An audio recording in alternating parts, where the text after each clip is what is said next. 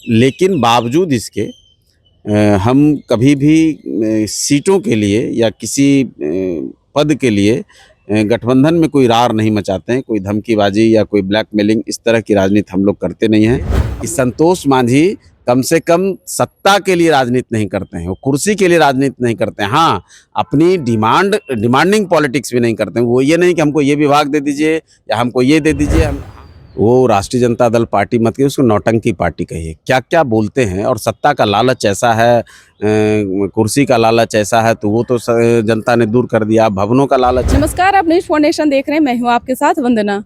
बिहार की राजनीति में एमएलसी चुनाव को लेकर खूब घमासान देखने को मिल रहा है। चाहे हम बात करें महागठबंधन की या फिर एनडीए की। एनडीए के अंदर खाने में इन दिनों खूब रार देखी जा रही है। 5 सीटें जो है बीजेपी के खाते में गई और 4 सीटें जो है वो जदयू के पास है। हालांकि बीजेपी के साथ हम यानी हिंदुस्तानी आवाम मोर्चा सेकुलर है, उसके बाद में राष्ट्रीय लोक मोर्चा पार्टी है, लोजपा आर यानी चिराग पासवान की पार्टी बीजेपी से इंटैक्ट है। लेकिन क्या हम पार्टी को इस बार एमएलसी का सीट मिलेगा या नहीं, इस विषय पर हमारे साथ बात करने के लिए हम पार्टी के राष्ट्रीय प्रवक्ता श्याम सुंदर शरण। क्या लग रहा है, फिर से कुर्बानी देने की बात आ रही है? बलि का बकरा फिर से बनेंगे कि फिर से हाथ लगेगी एमएलसी का सीट? देखिए, बलि के बकरे का सवाल नहीं है। हम पार्टी का हिस्सा बनता निश्चित तौर पर। हमारे संरक्षक महोदय जीतन राम मांझी जी ने इस पर कहा भी है, और हम लोग हमेशा भारतीय जनता पार्टी को याद दिला देते हैं। और बाकी रहा तो हम लोग उसूलों के साथ राजनीति करते हैं। सीटों के लिए या किसी पद के लिए हिंदुस्तानी आवाम मोर्चा ने कोई रार नहीं ठाना है, और कोई उस तरह की राजनीति नहीं की है जहाँ से ये कहा जाए कि हम किसी को ब्लैकमेल करते हों या कुछ उस तरह का दबाव बनाते हों। हाँ, हम उसूलों के साथ हैं, और जहाँ हैं वहीं से हिस्सेदारी जो बनती है हमारी वो मिलनी चाहिए।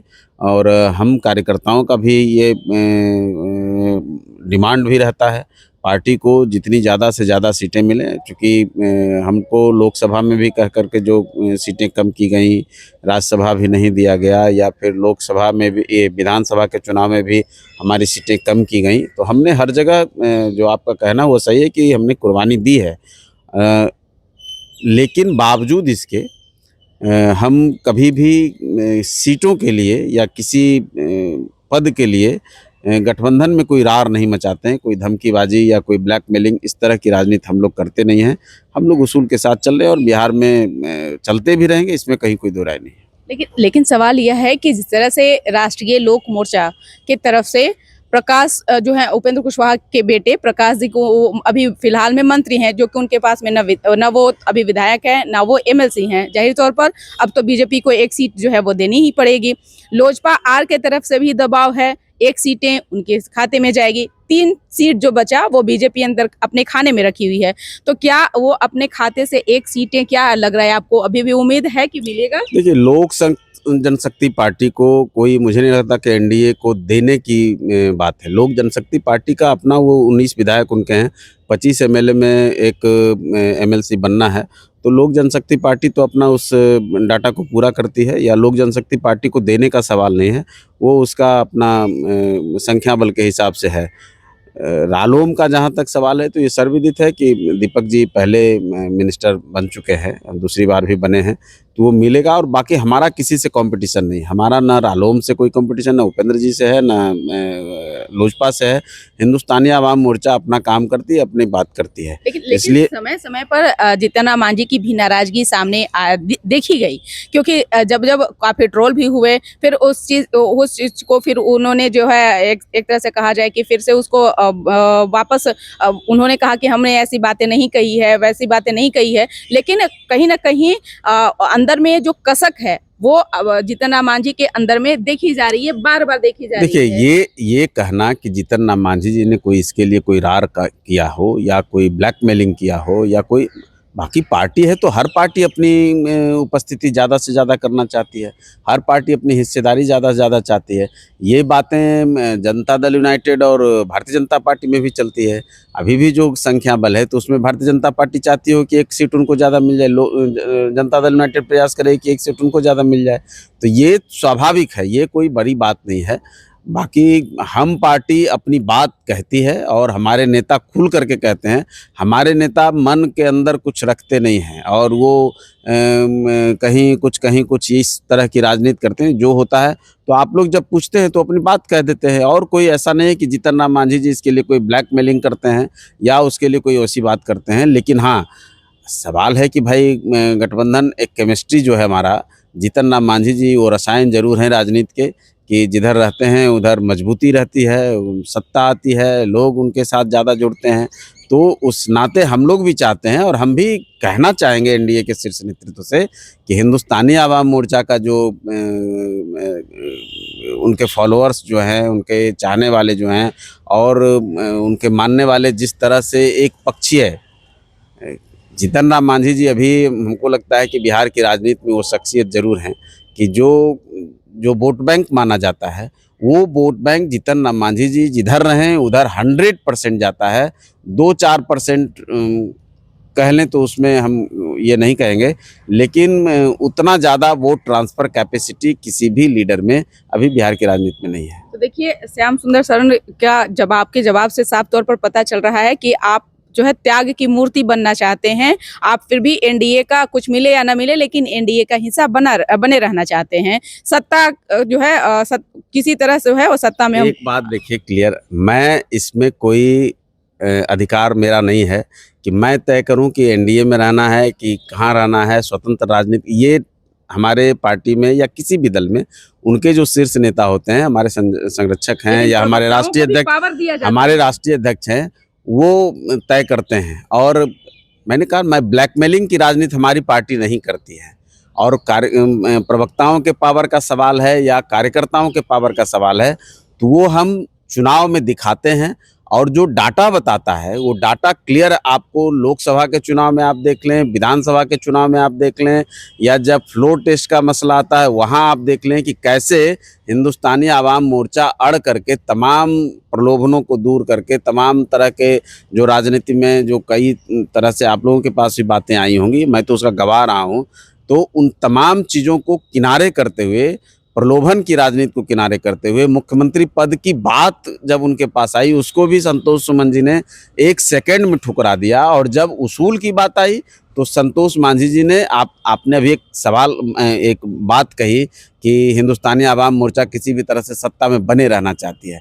तो हालिया दिनों में पिछले कम से कम 25-30 वर्षों की राजनीति में आप उठा करके देख लेंगे वंदना जी, तो संतोष सुमन अकेले ऐसे मिनिस्टर रहे कि जब सवाल उसूल का आया, जब सवाल दल के अस्तित्व का आया, तो मंत्री पद को ठोकर भी संतोष सुमन ने 1 सेकंड में मारा, उसमें देरी नहीं की।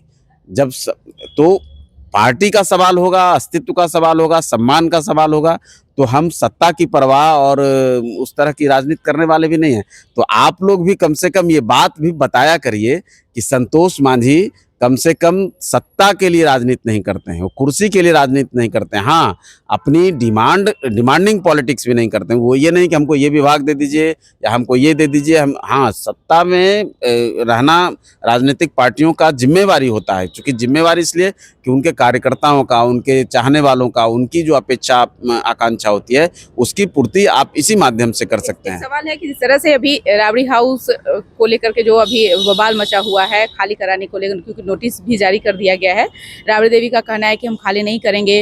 रोहिणी आचार्य जो बहुत दिनों से अपने परिवार से दूर थी, अब वह भी सामने आ चुकी हैं। और तेज प्रताप जो कि उनके पार्टी में भी कोई ऐसा योगदान नहीं है, पार्टी से भी वो निकाल दिए गए हैं, परिवार से भी दूर कर दिए गए हैं। लेकिन तेज प्रताप का भी कहना है कि हम खाली, ये कहीं से भी उचित नहीं है। कैसे देख रहे हैं? देखिए, एक नौटंकी पार्टी अगर बने तो उसमें लालू परिवार सबसे महत्वपूर्ण भूमिका निभाएगा।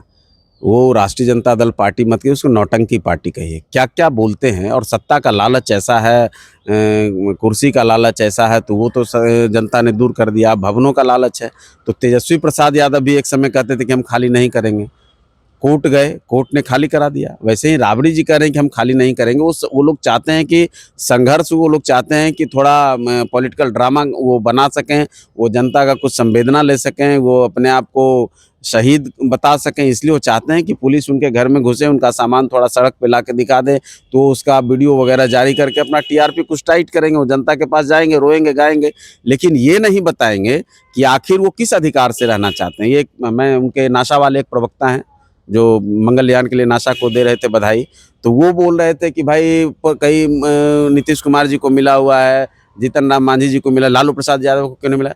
लालू प्रसाद यादव के जैसा कोई जेल से आया है, उसको सजावार है। लालू प्रसाद यादव जी को तो पेंशन नहीं मिलना चाहिए। जो आदमी जेल की सजा काट रहा हो, जो कन्विक्टेड अपराधी हो, जो भ्रष्टाचार के आरोप में जेल में रहा हो, अभी बेल पर है, वैसे लोगों को तमाम राजनीतिक सुविधा से वंचित कर दिया जाना चाहिए, और वही कारण है कि उनको नहीं मिल रहा है।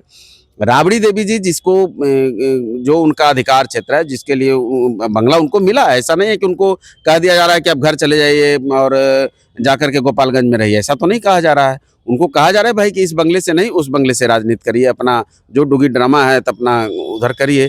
तो आप जो चाहते हैं कि हम मनमाना तरीके से रहेंगे, आप चाहते हैं तो उनका बस चले, तो अन्य मार्ग में भी चाहेंगे कि हम वहीं रहें। उनको लगता है कि बिहार हमारी विरासत है, बिहार के राजा रानी हम ही हैं। वो बोलते नहीं, देखिए उनके कितने लोग आ गए कि माता हैं तो माँ हैं, एक पप्पू यादव जी अलगे बोलते हैं, राजमाता बोलते हैं।